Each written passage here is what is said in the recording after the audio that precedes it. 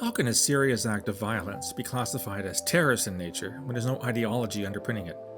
Hi, this is Phil Gurski, and you're listening to Quick Hits, short podcasts about matters that pertain to national security and public safety.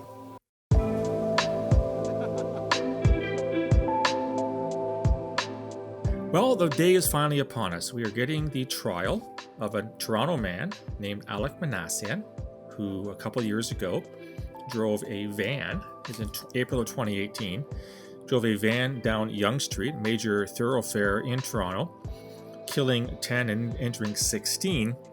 And when he was finally stopped by the police, he pretended to have a gun and wanted the police to shoot him, what's often known as suicide by cop. The officer realized that there was no gun and took Mr. Minassian into custody, and he in fact has been charged with multiple counts of first-degree murder and attempted murder. When he was giving his confession to a police officer in an interview, Alek Minassian claimed he was an incel, an involuntary celibate, and that he was heeding the call of Elliot Rogers, who's a US man a few years ago who also was an incel who engaged in a similar killing rampage, and that Minassian was one of his soldiers or something like that, and they were going to launch the Incel rebellion. For those who aren't as familiar with the term incel, I highly recommend you listen to a podcast I did earlier on this year with Nama Cates, who is, as far as I'm concerned, the world's leading authority on incel. She's talked to hundreds of them. You can find that on my website.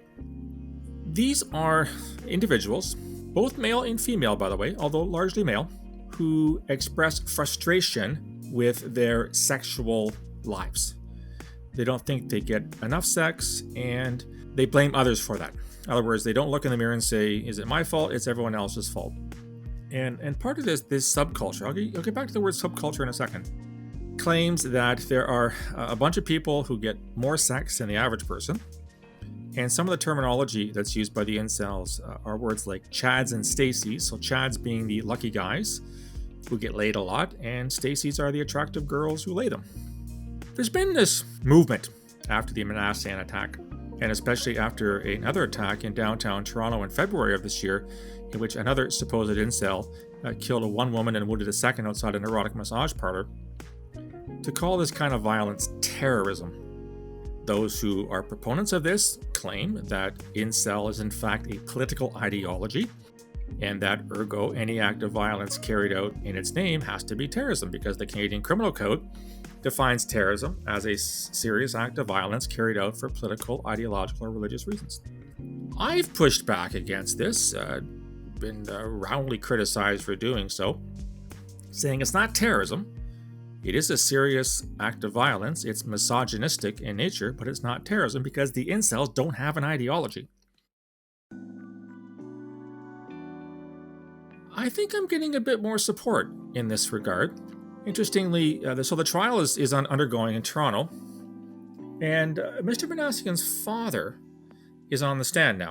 And he said a few things that really made me think about this whole notion about whether or not incels can be classified as an ideology, and more importantly, if Alek Minassian can be classified as a terrorist. Now, it's the father's testimony, so clearly there is a bias there. He is testifying on behalf of his son, but he has said quite a few things in court so far that have cast some doubt on whether or not Mr. Minassian, the younger, was able to comprehend the nature of his acts. So, of course, in a court of law, at least in the West, you have to be able to differentiate between right and wrong in order to be found fit to stand trial. He is standing trial, but the charges can be dismissed if, in fact, he is found doesn't understand the difference between right and wrong. Mr. Minassian, the older, has underlined his son's autistic disorder. He has said that he is a very unemotional individual, although he never saw any history of violence. In fact, he described his son as a gentle person. He said his son has had problems from a young age because of odd behaviors. He was in special ed, and social interaction was one of the greatest challenges he had. He said that Alek was unable to recognize facial expressions that reveal others' emotional states. And then he added, interestingly, he had never seen his son cry. even as a child. Well, this is what the defense is going to try and show, that Alek Minassian was unable to appreciate the nature of his actions, and we'll see where that goes.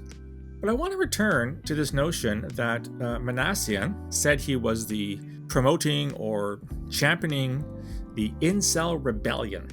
Again, going back to Elliot Rodger's call for rebellion back in California in 2014.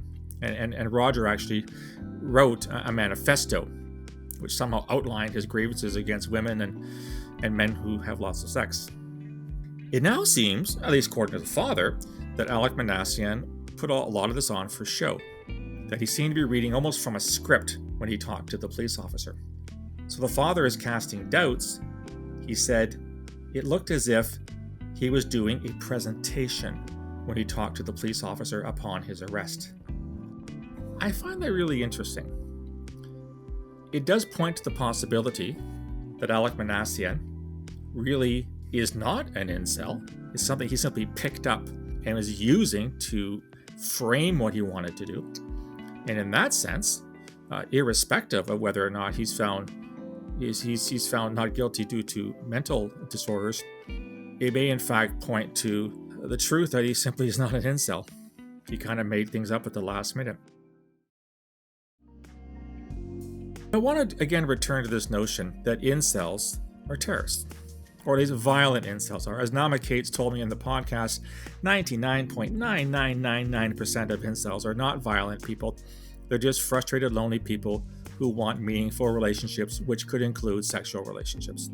Very, very, very thin wedge of these people turn to violence. It's like, hundreds or thousands or 10,000ths of a percentage point.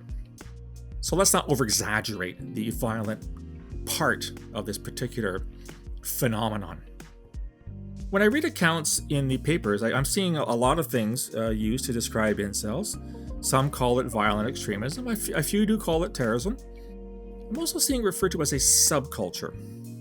Yeah, I'm not a sociologist, but to me, a subculture refers to a fringe within society as a whole, in which you've got certain ways of looking at the world, or certain interests, or certain things you focus on. But subcultures are not necessarily ideologies. Would you call beatniks of the 1960s, which is definitely a subculture, would you call that an ideology? No, it was simply a part of society.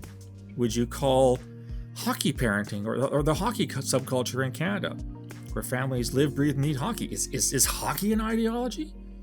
Are the parents that, drive their kids across the province or even interprovincially or even internationally when they play competitive hockey, is that subculture an ideology? Of course it's not. It's simply a part of society. I've seen nothing to date to suggest that the incels constitute an actual ideology. And please, before you, give me shit for dismissing this, I'm not dismissing any of this. This fringe that engages in acts of violence that involve killing men and women has to be addressed. People have to be identified before they go down that pathway. But it's not the same as treating it as terrorism. It's no different than treating wife abuse or child abuse or girlfriend abuse, where a small fringe of society decides that using violence against their partners or against their children is okay. We have laws to deal with that. We have hate crime laws, and we have other laws that deal with domestic assault, up to and including murder. This is how the incels should be treated. The small percentage of violent incels should be treated as common criminals, not as terrorists. Aside from the fact that all of us know that we don't want to give the small fringe credit where credit's not due. We don't want to expand upon their sense of importance. And by calling them terrorists, by calling their say they have an ideology, that gives them far too much attention that I don't think is a good thing. Let's deal with violent incels in keeping with the criminal code we have right now. Let's not go down the pathway of calling it terrorism. There's no need to do that. In fact, I've been thinking a lot these days of treating all terrorists as criminals and not giving them that sense that they're somehow different or they're somehow special or they're somehow important. Let's just deal with it in the best way possible so that we do not splash the headlines with needless columns about this new wave of terrorism striking Canada and the West. Anyhow, that's what I think. What do you think? Do you think violent incels are terrorism? Drop me a line. I'd love to hear from you. You can reach me on email, borealisrescue@gmail.com, or on Twitter at borealisaves. Also find me on LinkedIn and Facebook. If you like the content, want to hear more, and want to engage in debates, go to my website, borealisthreatandrisk.com, hit the subscribe button, provide your email address, and you'll get a free daily digest of all the blogs, all the podcasts, all the media appearances, free to your inbox first thing every morning. Love to hear from you. Let me know what you think of the webpage and the content. Maybe you give me some ideas for future projects. I'll talk to you again soon. Until then, stay safe.